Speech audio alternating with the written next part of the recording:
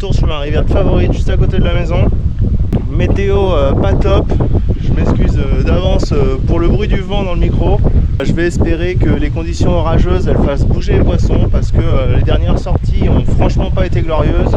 J'ai hésité à prendre des petits leurres aujourd'hui pour casser ma bredouille, mais en fait je me suis dit que j'allais m'ennuyer. Du coup je reste sur le 18, toujours en texan. Là je me suis fait un coloris couleur un peu rouge cerise et vert chartreux là. Ça me plaît bien. Ah, ça commence tout juste à creuser là. On est passé de 20 cm de fond à plus ou moins 1 mètre. Petite plage en pente douce. Je vois bien le fond, donc je fais quand même attention si j'ai pas un suivi. Même si ça serait un gros chevenne qui taperait pas dessus. Régulièrement je les fais suivre sur les gros leurres et je sais qu'ensuite je peux revenir les pêcher un peu plus tard. Par contre c'est cool, le niveau est vraiment redescendu sur la Dordogne. Et on est censé être sur la partie rapide avant la fosse. J'ai même pas besoin de palmer pour ralentir ma dérive. Ça c'est top. Je vais pouvoir pêcher d'un peu plus loin. Et essayer de parier sur des poissons, sur des brochets ou des silures qui seraient décollés de la paroi.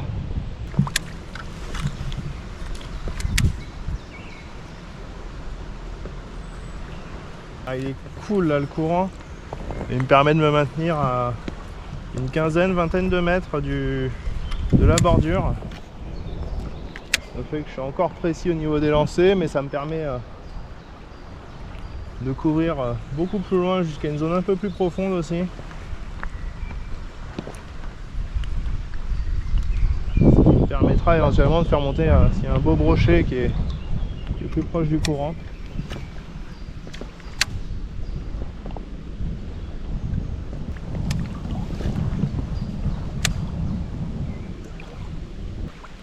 Cet arbre là, je prenais des petites touches la dernière fois, des toutes petites tirées, juste avant, juste après.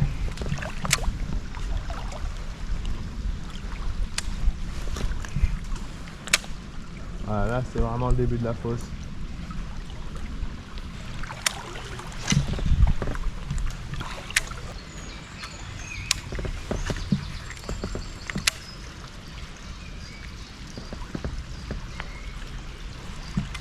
Un peu plus d'1,50 m de fond là. Il doit y avoir 2 mètres à ma droite là dans le courant. C'est pas très profond, mais pour la Dordogne c'est franchement pas mal.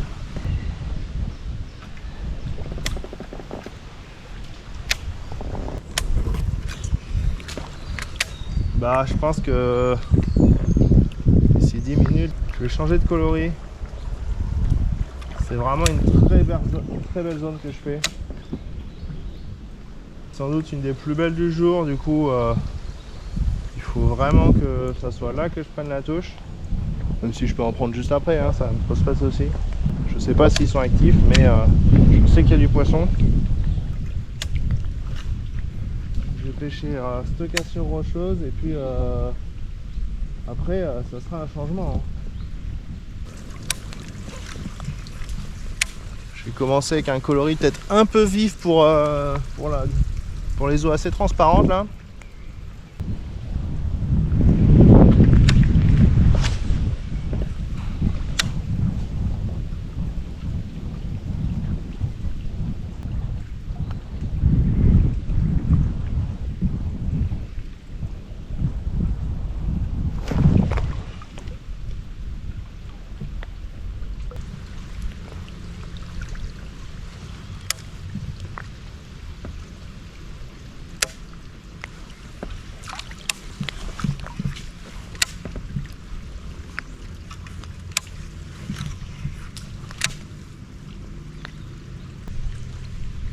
Allez hop, changement de coloris.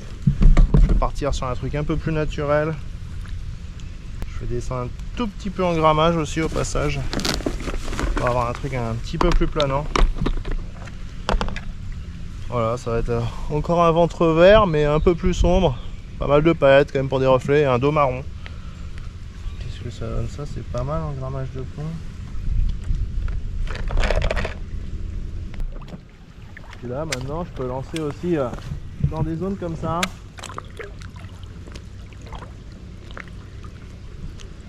Et quand il y a plus de courant, je m'embête même pas à lancer parce que je sais que c'est pourri au fond, il y a plein de branches.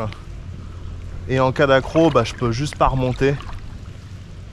Je m'attendais vraiment qu'avec les grosses pluies d'hier, ça soit plus teinté les eaux. Et ça aura pas voulu monter. Je sais pas.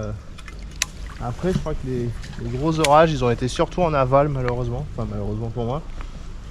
Et pour les silures. Heureusement pour les habitants qui ont une maison construite les pieds dans l'eau. Je m'attendais à ce que ça monte. Mais ça n'a pas dû tomber sur le bon bassin, versant dans le massif central.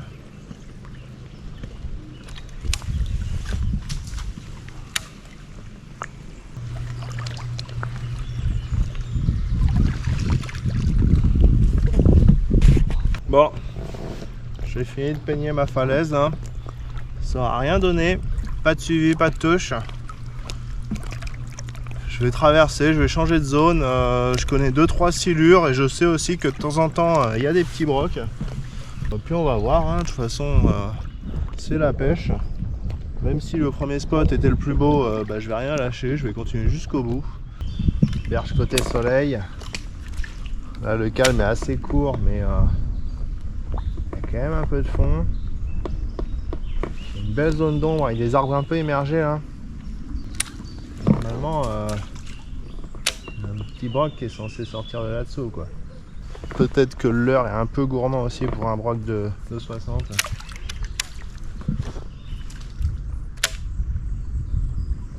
Tant pis, je prendrai son copain de 70. Bon, j'arrive dans mon arbre à silure. Le ciel qui se couvre quand même assez fort là.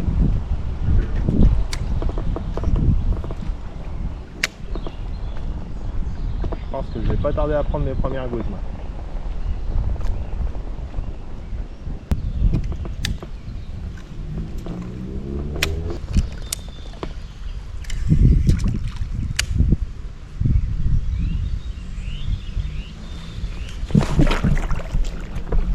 Ouais.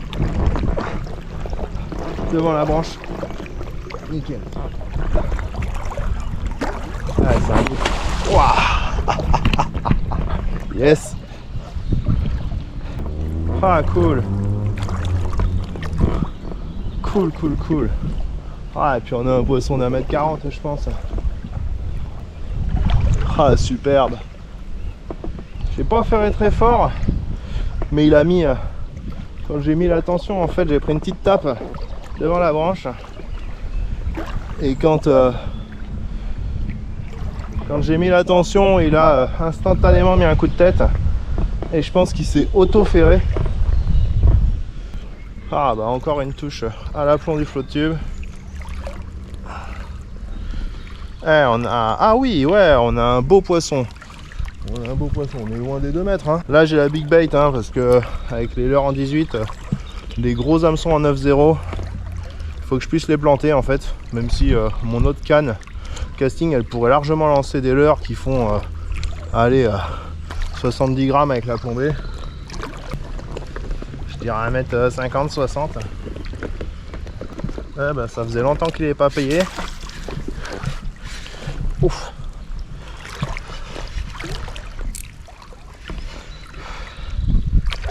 Ah, il est puissant. Hein. Il est puissant. Et il arrive à remonter. Ouais, on a un beau poisson là. C'est pas un poisson de 2 mètres, hein, loin de là. Ah, ça fait du bien. Ça fait plaisir un poisson comme ça.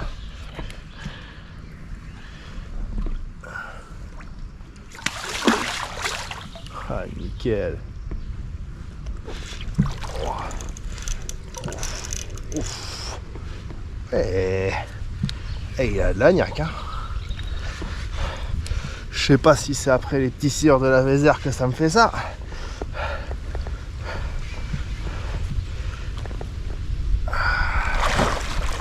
Ah ouais, génial. Ça va les coups de sortir. Si Ce n'est que pour une touche. Hop là. Alors, pas trop quand ils partent sous le flotte. Allez, 150 on va dire.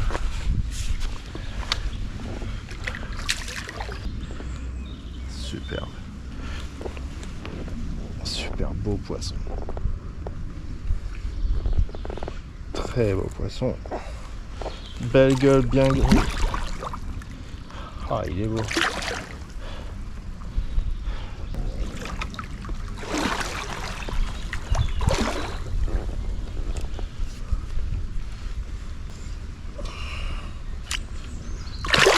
Oh, il m'a vu.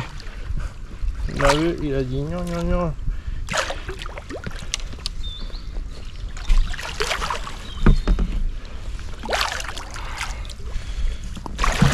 Oh, ah ouais. Ouais. Ah oui. Belle gueule. Hein. Franchement, belle gueule. Hein. Je vais le décrocher maintenant. J'ai toujours un risque de le perdre avant les photos.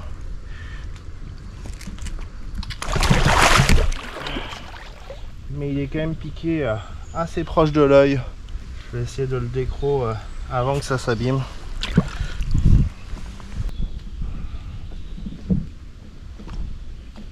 Voilà. Ah bah du coup pour le petit leurre en 18 là. Ouais, c'est bon. Il va s'en sortir. Ah ça, un poisson qui va devenir gros je pense. Hop.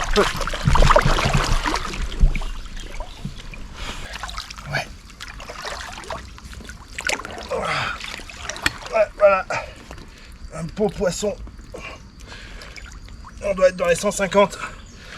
Franchement du mal à le soulever. Je vais le laisser retourner à son élément assez rapidement. Fait plaisir ça. Ah, t'as une tête, t'es magnifique. Super tête. Il est magnifique.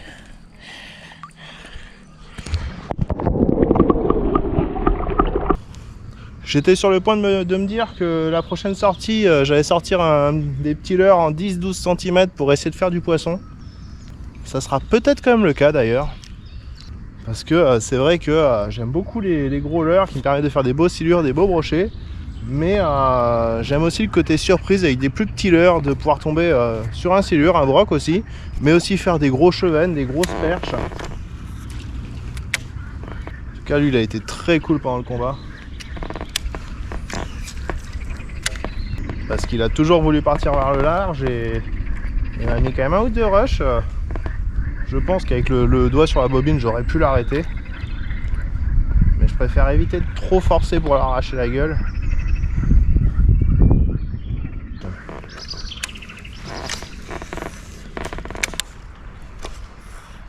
Il va y avoir quelques jolis herbiers là sur la bordure.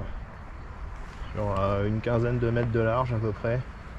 Ils n'atteignent pas tous la surface, mais je vais essayer de passer un peu au-dessus, un peu dans les trouées. Voir si je fais pas monter un broc.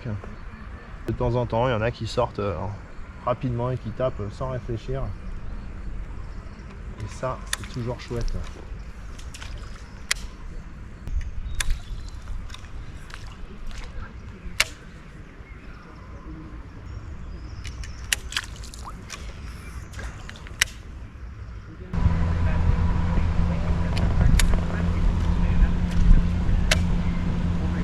Très grande zone de calme.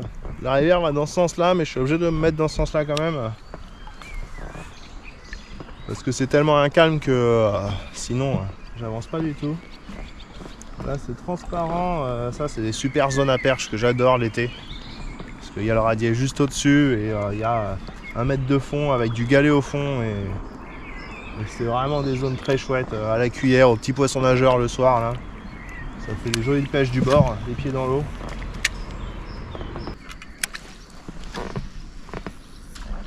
Ouais, je fais des grands lancers. Ça manque un peu d'herbier, mais c'est une très belle zone de calme. Donc je vais lancer pour essayer de couvrir le plus de zones possible.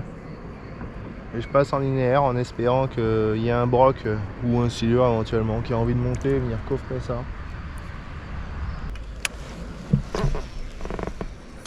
J'ai fait qu'un seul silure sur cette zone et c'était vraiment dans les branches au bord.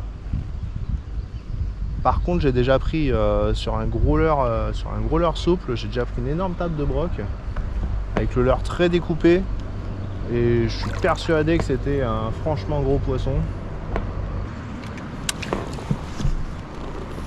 Et ensuite, je n'ai jamais rien refait. Bon, j'ai avancé un petit peu sur la rivière. Je commence à avoir des jolies zones comme ça d'herbier. Voilà, c'est une zone qui n'est pas très profonde.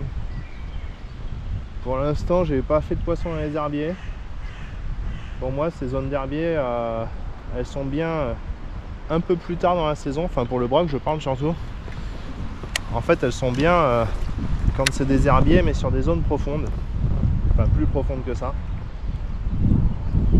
Les herbiers sur les radiers comme ça, je les trouve pas très intéressants. Sauf quand il va faire très chaud et qu'ils vont y chercher l'oxygène. Et par contre, les zones plus profondes avec des herbiers, ça va être... dès qu'ils vont arriver en surface, là, ça va être des zones trop chouettes à pêcher. Au passage, j'ai profité de ma petite avance pour changer de leurre. Je passais sur un orange et vert.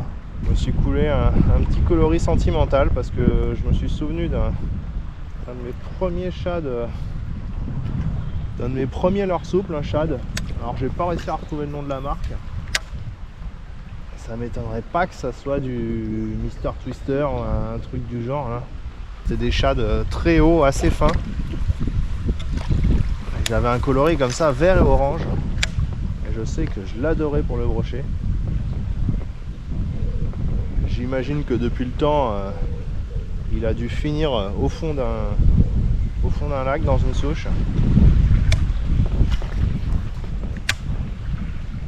Là, cette berge, ça m'arrive de faire du silure, mais j'y crois pas trop en ce moment. Pour moi, c'est quand les niveaux ils sont beaucoup plus hauts,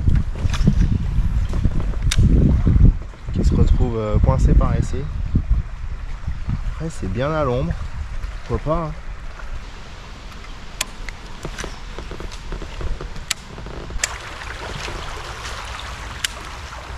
Je viens de passer toute une partie de linéaire, là j'ai pêché quand même, hein, mais j'ai quasiment pas filmé. Ça fait une portion de quasiment 2 km où je fais jamais rien à part de temps en temps des chevennes dans les bordures et en crue des silures dans certains contre-courants. Alors soit c'est une portion morte, vraiment pas intéressante pour le carnassier par manque de spots, de bras morts, de fosses, etc. Mais je crois qu'il y a quand même une grosse fosse, il y a des bras morts quand même pas trop loin. Donc peut-être que c'est juste que les poissons sont positionnés soit en plein courant, soit dans des zones où je les cherche pas. Ça fait partie des choses que j'ai à travailler sur la Dordogne. Par contre là, ça je le reconnais, ça c'est du saule rampant. Et là ça fait de l'ombre au-dessus de la rivière. Vu comment était posté le silure, ça m'étonnerait pas qu'il y en ait un là-dessous.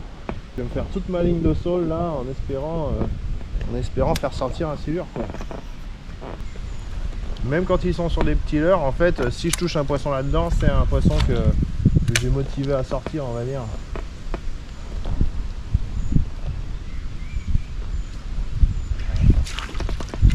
Qui était à l'ombre et qui a voulu bouger pour une grosse proie, quoi.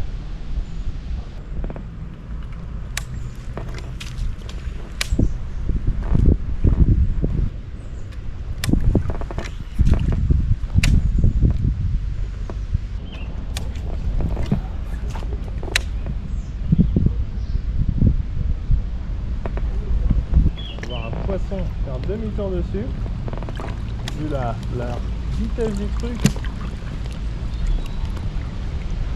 J'aurais bien un petit broc. En tout cas, c'est pas un silure. Ah, j'aurais bien dit petit broc. J'ai vu un beau reflet doré là derrière, super vif. Si c'était un broc, je dirais dans les 50, allez 60 peut-être. C'était clairement pas un gros poisson. Par contre, c'est le premier que je vois, quoi. Et ça, ok. Premier broc vu en 3 semaines. C'est pas mal, ça progresse. Bon, le petit brochet là que j'ai vu monter, il m'a remis un petit boost au moral. On arrive sur le coup des 17h30. Donc je vais pousser encore je pense 40 minutes à peu près. J'ai une belle zone d'herbier. Je vais la prospecter quand même assez rapidement. J'aimerais bien revoir un deuxième reflet, voire faire un poisson. Mais déjà avoir un deuxième reflet, ça me donnerait une indication de positionnement. Courant comme ça là.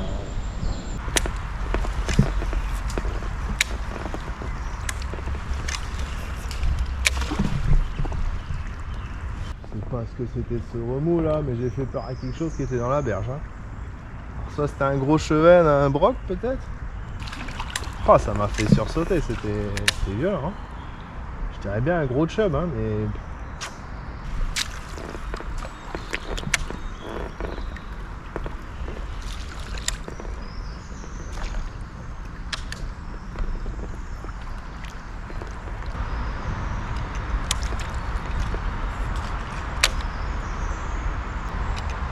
Peut-être la bonne chose à faire par ici. Hein.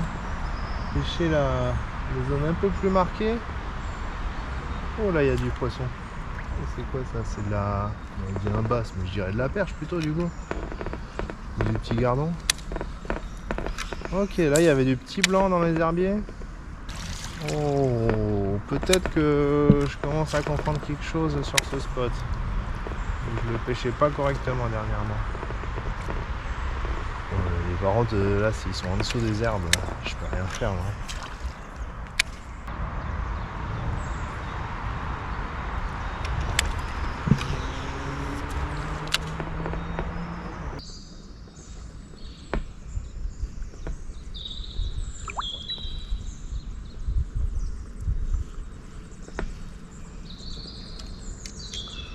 Ok, là j'aime beaucoup ce que je vois. Alors, autant les herbiers juste avant, là, c'est à peine pêchable tellement c'est dense. Attends, là, grosse zone de mort. En plus, je sais que là-bas. Oh, c'était tape. Ça, c'était un broc. Ça, c'était un broc. À la pose est très correcte.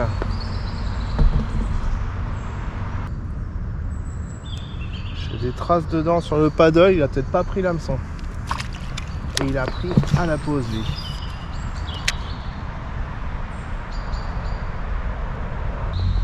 Cette fois là c'est la grosse zone de calme, la fin des herbiers.